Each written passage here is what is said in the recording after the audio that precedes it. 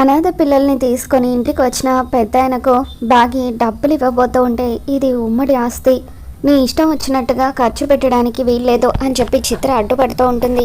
ఇక దాంతో ఒకవేళ మా ఆయన సంపాదించిన ఆస్తి ఇస్తే అప్పుడు నీకు నన్ను ప్రశ్నించే అధికారం ఉంటుంది, కానీ నేను ఇప్పుడు వాళ్ళకి ఇస్తుంది నా శాలరీ డబ్బు ఇచ్చినప్పుడు అడిగే అధికారం ఎవరికి లేదు కదా అని చెప్పి బాగి లోపలికి వెళ్ళి డబ్బులు తీసుకువచ్చి ఆ పెద్దాయనకు ఇస్తూ ఉంటుంది. ఇదిగోండి నా శాలరీ, ప్రస్తుతానికి మీ ఖర్చులకు ఇది ఉంచండి, నేను మా ఆయన వచ్చిన తర్వాత మాట్లాడి మళ్ళీ మీకు సాయం చేస్తాను, మీరు పిల్లలు ఎక్కడుంటారో అడ్రస్ ఇచ్చి వెళ్ళండి అని చెప్పి బాగి అంటూ ఉంటే, నిజంగా మీది చాలా పెద్ద మనసు తల్లి, మా మేడం మిమ్మల్ని అడిగితే ఖచ్చితంగా సాయం చేస్తారని చెప్పారు, ఆవిడ అన్నట్టుగానే మీరు మాకు సాయం చేశారు, మా పాలిట దేవత మీరు అని చెప్పి ఆ పెద్దాయన బాగీకి దండం పెడుతూ ఉంటే, అయ్యో సార్, నేను చేసింది చాలా తక్కువ, అదే ఒకవేళ మీరు వచ్చిన టైంకి మా ఆయన కానీ ఉండుంటే ఇంతకన్నా ఎక్కువే సాయం చేసేవారు, నా దగ్గర ఉంది ఇంతే కాబట్టి ఇంతకన్నా నేను మీకు సాయం చేయలేకపోతున్నాను, మా అక్క కూడా అనాథగానే పెరిగింది సార్, అందుకే అనాథలు పడే కష్టాలు నాకు తెలుసు అని చెప్పి బాగి ఎమోషనల్ అవుతూ ఉంటుంది. సరే తల్లి వస్తాము అని చెప్పి ఆ పెద్దాయన అక్కడి నుండి వెళ్ళిపోతూ ఉంటాడు. ఇక దాంతో ఇదంతా చూస్తున్న ఆరు గుప్తాతో, చూసారు గుప్తా గారు, నా చెల్లిది ఎంత మంచి మనసో, తను ఎంతో కష్టపడి సంపాదించుకున్న డబ్బు మొత్తం కూడా ఆ అనాథ పిల్లలకి ఇచ్చేసింది అని చెప్పి అంటూ ఉంటే, అవును బాలిక, నీలాగే నీ సోదరిది కూడా చాలా మంచి మనసు అని చెప్పి, అందుకే కదా ఆ భగవంతుడు నీ స్థానంలోకి నీ చెల్లిని పంపించాడు అని చెప్పి గుప్తా అంటూ ఉంటే, అవును గుప్తా గారు, నిజానికి నాకంటే కూడా ఈ ఇంటి కోడలుగా ఉండే అర్హత భాగీకి మాత్రమే ఉంది, మొదట్లో నా కుటుంబానికి నన్ను దూరం చేసినందుకు ఆ భగవంతుడి మీద నాకు కోపం ఉండేది, కానీ ఇప్పుడు ఎటువంటి కోపం లేదు అని చెప్పి ఆరు అంటూ ఉంటుంది. మరో పక్క పెద్దాయన పిల్లల్ని తీసుకొని సరస్వతి వార్డెన్ దగ్గరికి వస్తాడు. మేడం, మీరు చెప్పినట్టుగానే నిజంగా అమరేంద్ర గారి భార్య భాగమతి గారు చాలా మంచివారు, చిన్న సాయం చేయమని తోచినంత ఇవ్వమని అడగగానే అక్షరాల 2 లక్షల రూపాయలు తీసుకువచ్చి నా చేతిలో పెట్టారు, నిజంగా ఆవిడ చాలా మంచివారు మేడం, ఇటువంటి మంచి వాళ్ళు ఉండటం వల్లే ఈ ప్రపంచం కనీసం ఈ విధంగా అయినా ఉంటుంది అని చెప్పి ఆ పెద్దాయన అంటూ ఉంటే, అవును, అమరేంద్ర గారు కూడా చాలా మంచివారు, ఆయన మొదటి భార్య అరుంధతి నా దగ్గరే పెరిగింది అని చెప్పి సరస్వతి వార్డెన్ అంటూ ఉంటే, మరి మీరు కూడా లోపలికి రావచ్చు కదా మేడం, మీరు వస్తే వాళ్ళు కూడా మిమ్మల్ని చూసి సంతోషించేవారు కదా అని చెప్పి ఆ పెద్దయిన అంటూ ఉంటే, అప్పుడు సరస్వతి వార్డెన్, కొన్ని పరిస్థితుల వల్ల నేను లోపలికి వెళ్ళలేకపోతున్నాను, నిజానికి అమరేంద్ర గారు ఆయన భార్య భాగమతి గారు ఇద్దరు చాలా మంచివారు, ఆ ఇంట్లో ఉన్న వాళ్ళందరూ కూడా మంచివారే, కానీ ఆ ఇంట్లో మనోహరి అనే దుష్టశక్తి ఉంది, ఆ దుష్టశక్తి ఉన్నంతకాలం నేను ఆ ఇంట్లో అడుగు పెట్టలేను, ఒకసారి ఆ దుష్టశక్తి వల్ల నేను చావు నుండి తప్పించుకున్నాను అని చెప్పి సరస్వతి వార్డెన్ అంటూ ఉంటుంది. పిల్లలకు ఈ డబ్బుతో మంచి బట్టలు భోజనం పెడతాం పదండి అని చెప్పి సరస్వతి వార్డెన్ ఆ పెద్దాయన్ని పిల్లల్ని తీసుకుని అక్కడి నుండి వెళ్ళిపోతుంది. మరోపక్క ఆమర్ మనోహరిని ఇంట్రోగేషన్ కోసం అని చెప్పి ఆఫీస్కి తీసుకొని వస్తాడు.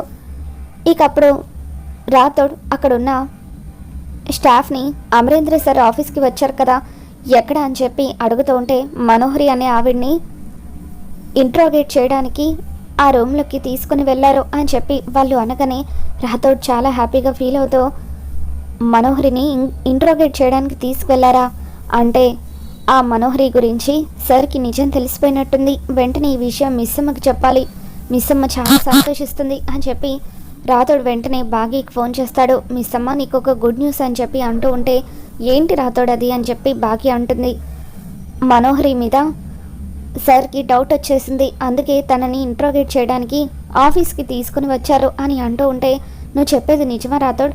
అయితే ఆయన మనోహరిని డ్రాప్ చేయమని చెప్పింది ఇందుకోసమా అని చెప్పి ఈరోజు మనోహరి కుట్రలన్నీ కూడా బయటపడితే అప్పుడు చాలా బాగుంటుంది కదా రాథోడ్, త్వరగా అక్కడ ఏం జరుగుతుందో తెలుసుకొని నాకు ఫోన్ చేయి, నేను వెయిట్ చేస్తూ ఉంటాను అని చెప్పి బాగి రాథోడ్కి చెప్తూ ఉంటుంది.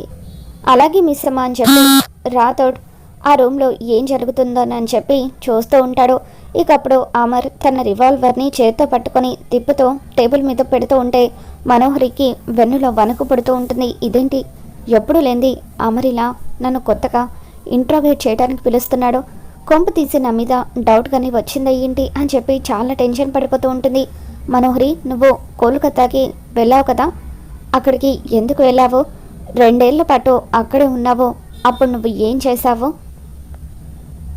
ఎవరినైనా ఇష్టపడ్డావా, పెళ్లి చేసుకున్నావా అని చెప్పి అమర్ అడుగుతూ ఉంటాడు. దాంతో మనోహరి, ఏంటి అమర్ ఎప్పుడు లేంది నన్ను ఇలా ప్రశ్నిస్తున్నావేంటి అని చెప్పి అంటూ ఉంటుంది.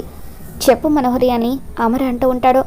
దాంతో మనోహరి, లేదమర్, అంటే నువ్వు ఈరోజు కొత్తగా మాట్లాడుతూ ఉంటే ఏం చెప్పాలో తెలియడం లేదు.